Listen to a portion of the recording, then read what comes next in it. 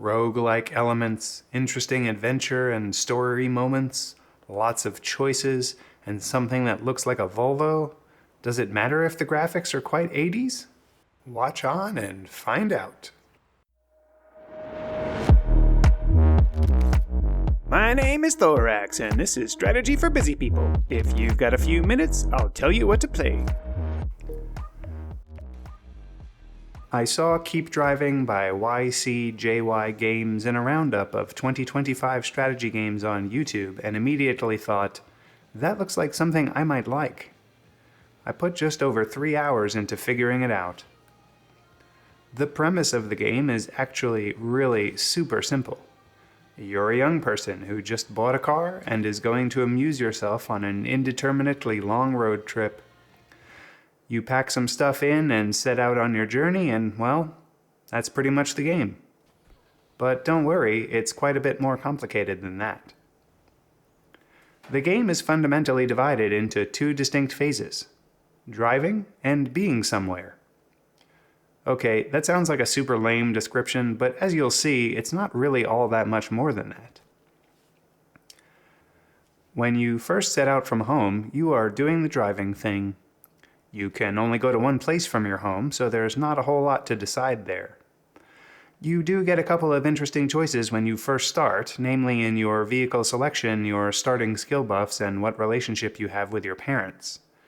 I never had to exercise the parental relationship in my playtime, but it looks like something that could be helpful in case of emergency. Anyway, since you are essentially living in your car in this game, your vehicle choice does have an impact on how you play. Fuel usage, storage, and the number of passenger seats all play a role in what you'll be able to or not do.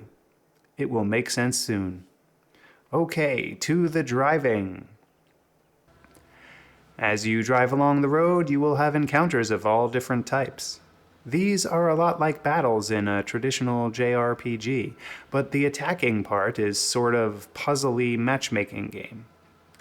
Your character has skills that come in the form of icons that they match and potentially a cost. There are different threats to your energy, your vehicle's durability, your gas, and your wallet. Each round of combat requires you to use skills to match and destroy threat icons, and depending on the, icon above the icon, what's left determines if one of your attributes takes any damage, if random status effects appear, and so forth. Additionally, certain items in your glove box may also have threat-destroying capabilities. Each skill and item may have a combination of things it matches. I often found myself using duct tape that would match a tire, wouldn't affect anything in the middle, and then match a tire. Or, also commonly, multi-spray would match two tires.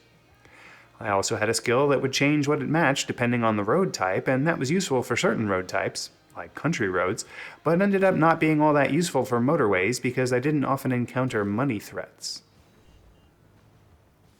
As you drive around and complete encounters, you may gain skill points, and skill points can be used to unlock, you guessed it, additional skills. On top of that, depending on things you do while driving, or other things that we'll talk about momentarily, you can unlock other skill groups which have their own skill lists. Those group unlocks persist through future plays, but the individual skills you unlock have to be reacquired on every run. There are also two other special encounter types. One is a multiple choice test of sorts, where certain answers may result in status bonuses, penalties, or no effect. The other interesting encounter is a hitchhiker. Yes, ladies and gentlemen and other persons, picking up hitchhikers is a key aspect of Keep Driving. Each hitchhiker has their own set of skills and leveling, and during an encounter, clicking on any hitchhiker come passenger icon in the rearview mirror will let you see and use that person's skills. I encountered a convict, a random somewhat ditzy-seeming woman, and a punk rocker during my plays, and each had interesting skills. Oddly enough, I had a lot of arguments with the punk rocker that were their own road events.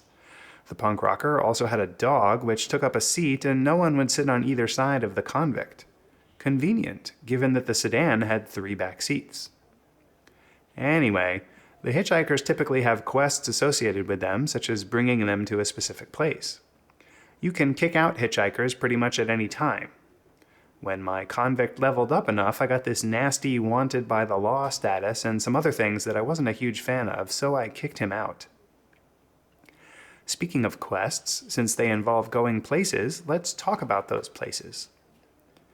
Each place or location on the roadmap is somewhere you can stop, and those places have different points of interest. The most obvious one you would expect is a gas station where you can buy fuel. You also have convenience stores for sundries like the aforementioned items, as well as food and beverages that will cure status effects or give you more energy. There's even a whole system of car modification where you can buy parts at various places and have them installed in garages, which are also a point of interest. And you can also get your car repaired at the garages. All this buying stuff requires money, and yet another place you can visit is the employment office where you can get jobs that, pay you money. Making sure you don't run out of money is important because that's how you buy gas and how you repair your car, and running out of durability is likely game over if you have no money, as is running out of gas, neither of which I ended up doing. You can also pick up quests at certain locations as well, and these quests might take you to other places or even force you to backtrack if you want to earn that sweet, sweet cash. As an example, I picked up a quest to use my car as an extra in a movie, but it required a black car. I bought black paint and quote-unquote installed it at the shop, drove to the quest location, and got paid my sweet 60 extra bucks.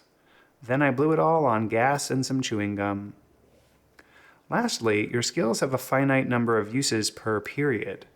That period is the time between you resting, which really means sleeping in your car at some location.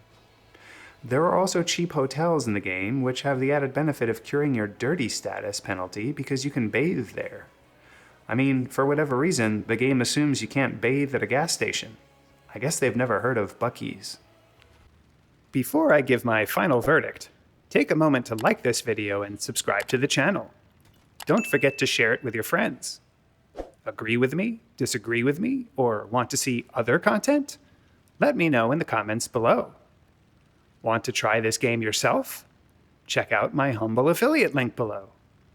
And if you want to support me in making more of these videos, become a patron on Patreon.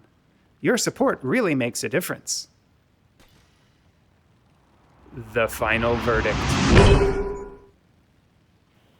I didn't play this game very long, but that's not because it wasn't super interesting.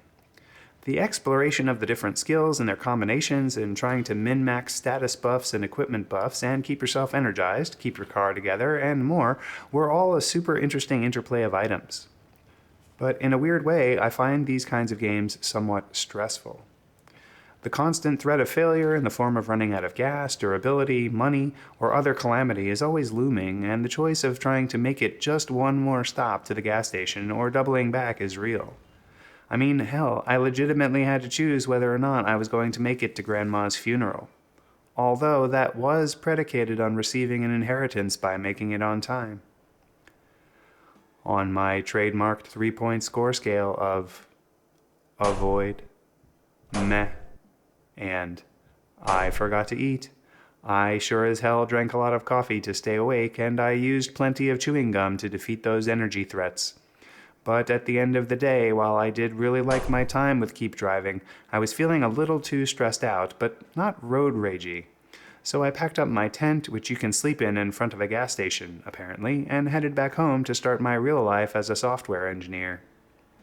Just kidding, I can't write production grade code to save my life, but I can sure copy and paste from Stack Overflow.